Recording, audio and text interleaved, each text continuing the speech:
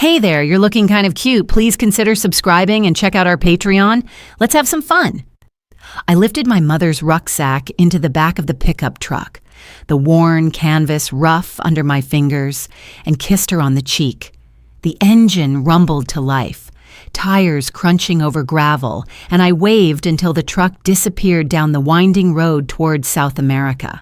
She was headed to help my father with his archaeological dig on Easter Island, and for the first time in 4 weeks, I was left behind. At 15, the concept of being alone was both liberating and terrifying. I had always managed small responsibilities, of course, but the house had never truly been mine to command. Today, it would be, and the thought set my stomach fluttering with equal parts excitement and apprehension. Beverly, my 19-year-old sister, was supposed to be in charge. She had toured with her band the previous year when I had stayed with our parents in China, and she approached the summer with a confidence that bordered on imperious. What my parents had not predicted, however, was how she and her boyfriend Carl would integrate their plans with mine, or perhaps how thoroughly I could exploit the situation. As soon as the pickup disappeared from view, a battered van wheezed up the driveway. "Hey, short stuff," Carl called, ruffling my hair as if he were greeting a dog. I frowned. Beverly emerged from the house, rucksack slung over one shoulder, already in the rhythm of her summer plans, brimming with the energy of someone who had tasted freedom before. She had negotiated her arrangements with me carefully. She would travel with the band, and I would remain in charge of the house. In truth, it was a near-perfect arrangement. She thought she was supervising me, while I had the freedom to explore the summer on my own terms. My mother had left money for essentials, and with careful planning I could indulge in small personal projects that had long lived only in my imagination. The sense of independence was intoxicating. I paced the house for hours, imagining how this summer might unfold, thinking of all the possibilities open to me now that I was officially unchaperoned. By late afternoon, Beverly called to confirm their arrival at the coast. The band had started their week-long series of performances, and they wanted to ensure everything was in order at home. I had checked on my mother's flight earlier, confirming it had left on time, and I finally felt a wave of calm wash over me. The next step belonged entirely to me. With trembling hands, I arranged the small items I had been secretly gathering over the past months: cosmetics, hair accessories, and a few trinkets from my sister's collection. They were carefully stored under the floorboards, a hidden treasure trove I could access whenever needed. The thrill of independence made my pulse race, but it also made me painfully aware of how quickly freedom could slip if mismanaged. I examined myself in the mirror with a mixture of curiosity and excitement. My reflection had changed little over the past year.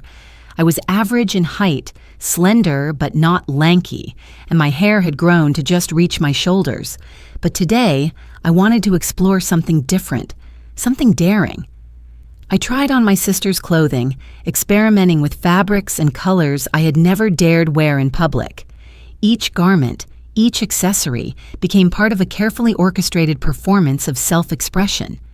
I studied the subtle effects of the powder, the way light fell across my features, how posture and movement could transform the perception of a person. The process was exhilarating, a rehearsal for the summer's adventures. By the time I stepped out onto the street, fully prepared for my first appointment at the beauty parlor, the enormity of my plans struck me. Each step was a tiny leap into the unknown.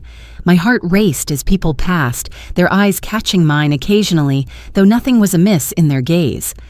An elderly man noticed my flushed face and paused, offering a warm smile and asking if I was all right. The gesture grounded me.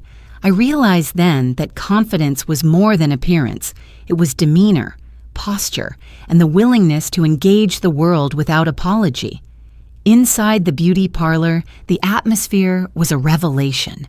Soft music floated through the air, mingling with the scent of creams and perfumes, while plush carpets and delicate wallpaper made the space feel like a world apart.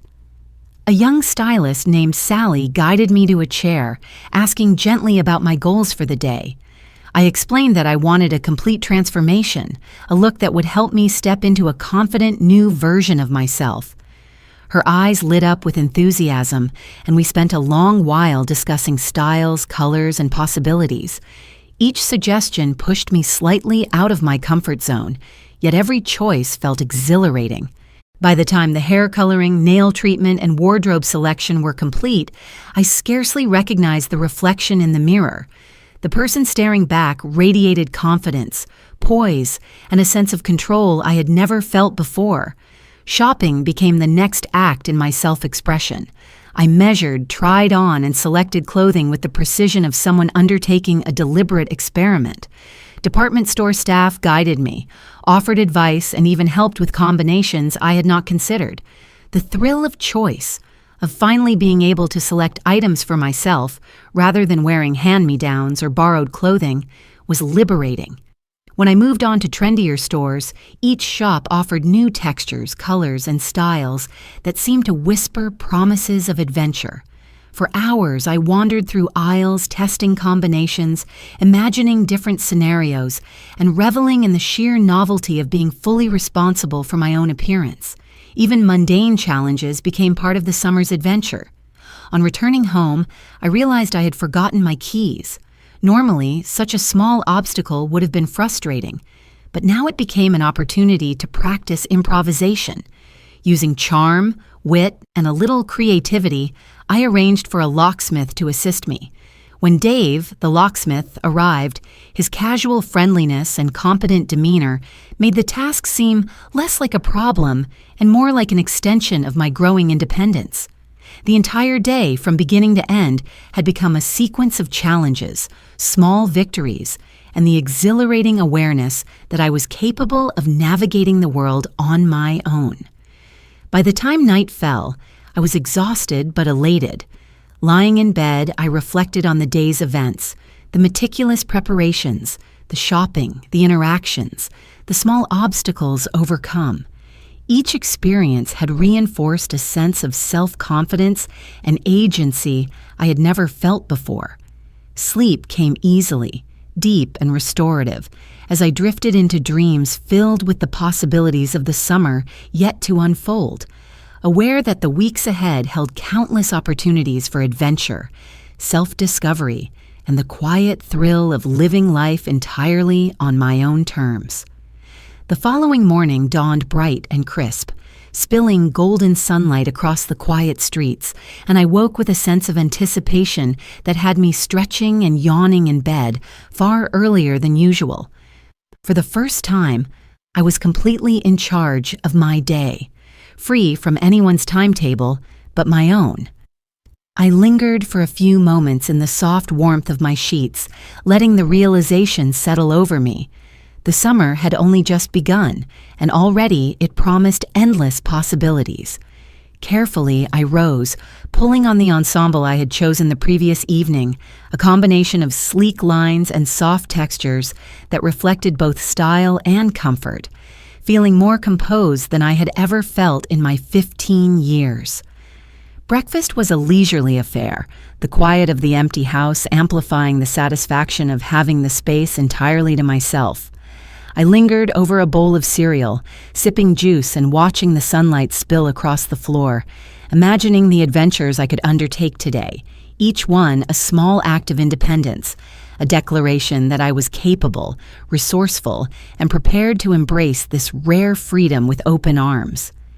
Once breakfast was finished, I carefully organized my belongings for the day. I had decided to venture into the heart of the city, a place bustling with life, and yet, in the early hours, filled with a gentle quiet that allowed for reflection. Each step outside carried the thrill of exploration, the air brisk and fresh against my skin, carrying with it the sense of morning traffic, bakeries just opening, and distant parks where birds chirped cheerfully as if welcoming me into this new chapter. As I walked, I became acutely aware of my posture, the way my shoulders settled back naturally, my head held high and my gaze alert and curious. Every detail of my appearance had been carefully considered the previous day, Yet now it was the subtle interplay of confidence and ease that mattered most. Strangers passed by, their expressions neutral, and I marveled at how small adjustments in demeanor could influence perception. The world felt expansive, full of unspoken possibilities, and I moved through it like an explorer charting an unmapped territory, exhilarated by the knowledge that I alone defined the terms of my engagement with it. Arriving in the city, I allowed myself to wander through streets lined with shops, cafes, and small galleries, each offering tiny glimpses of lives and choices far removed from my own quiet neighborhood. I paused frequently, taking in details that would have gone unnoticed on any ordinary day. The way sunlight caught a brass handle on a door, the sound of music spilling from an open window, the faint aroma of fresh pastries drifting from a bakery tucked between a bookstore and a florist. Each sensory detail heightened my awareness, reminding me that exploration was not merely physical, but deeply immersive, a practice in observation and attention. I stopped at a small cafe with polished wooden floors and soft jazz playing in the background. Choosing a seat by the window, I ordered a simple cappuccino and allowed myself to linger over its warmth, sipping slowly and watching the city awaken, the morning unfolding like a story whose pages I was privileged to turn. It was in these moments of quiet observation that I felt the full weight and pleasure of independence. There was no schedule pressing down on me, no one to answer to, and the simple act of making choices, from what to wear to what to order, where to sit, how long to linger, felt revolutionary. After the cafe, I drifted toward the art district, streets narrower and paved with worn cobblestones, flanked by galleries and artist studios. The area seemed alive in a different rhythm than the commercial center, quieter yet imbued with a subtle vibrancy, as if creativity itself pulsed beneath the surface. I peeked into galleries, lingering before paintings that captured fleeting moments in bold strokes, photographs that framed ordinary life in extraordinary perspectives, and sculptures that seemed to breathe in silence. Each piece drew a reaction from me, a fascination, a connection, a spark of wonder. I moved from one gallery to another, sometimes following the suggestion of shopkeepers, other times allowing curiosity alone to guide me. By mid-morning, I found myself in a small studio tucked between a bookshop and a cafe. The door was slightly ajar, inviting me in with a soft creak, and inside, the room smelled faintly of paint and varnish. An artist worked on a canvas near the window, brush strokes deliberate and fluid. She looked up and smiled, welcoming my presence without ceremony. We spoke at length, exchanging thoughts about technique, color, and inspiration. I listened more than I spoke, absorbing the passion with which she approached her craft, and I felt a stirring of my own ambitions, a desire to create, experiment, and perhaps capture my summer in ways beyond mere observation. As noon approached, the sun climbed higher, casting bright beams that warmed my skin and energized my stride.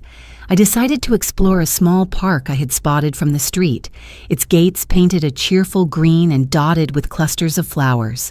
The park was a sanctuary, a contrast to the energetic hum of the streets, offering benches shaded by tall trees and pathways dappled with sunlight filtering through the leaves.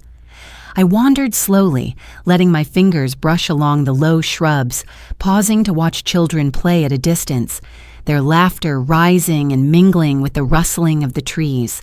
A gentle breeze carried the scent of earth and greenery, and I allowed myself to breathe deeply, letting the rhythm of the natural world temper the exhilaration of the city.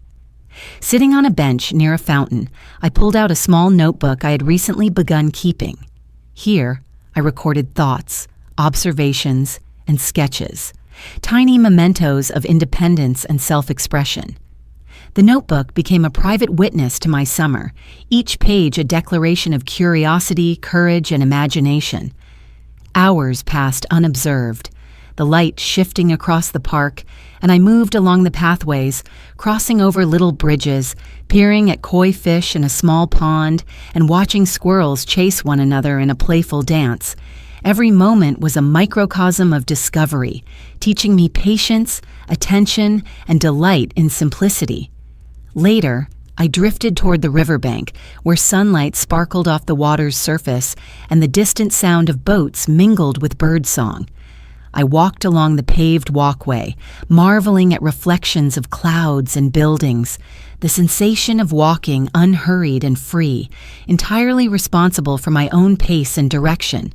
The river seemed to mirror my internal state, calm yet alive with movement, a mixture of serenity and curiosity. I lingered until my feet grew tired, then settled on a grassy bank with my notebook and pen, once again sketching outlines of the boats, jotting down fleeting ideas, and allowing myself to imagine projects and adventures yet to come. Evening approached with a gentle golden glow, the city softening as shadows lengthened. I wandered home slowly, savoring the final light of day, letting the rhythm of the streets carry me at an unhurried pace. By the time I reached the quiet safety of my house, I felt a deep sense of accomplishment.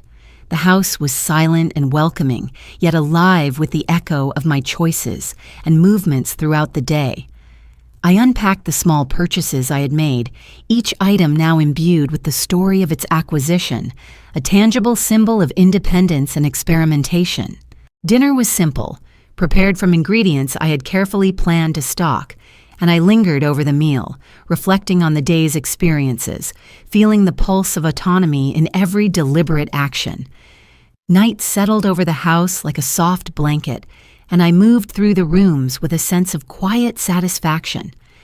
My plans for the next day swirled through my mind, excursions into neighborhoods I had yet to explore, visits to galleries, small cafes, and perhaps even quiet moments at home with music and books.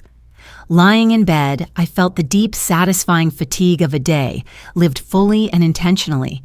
The house was mine, the city a playground, and my own ambitions and curiosity guides I could trust without question.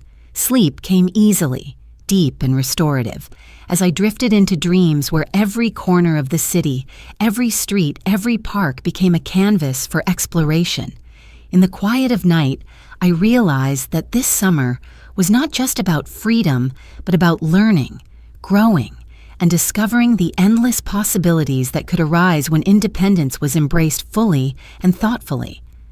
I closed my eyes, confident in the knowledge that the days ahead held adventure, self-expression, and the unshakable thrill of knowing that for the first time, I was entirely in charge of my own story.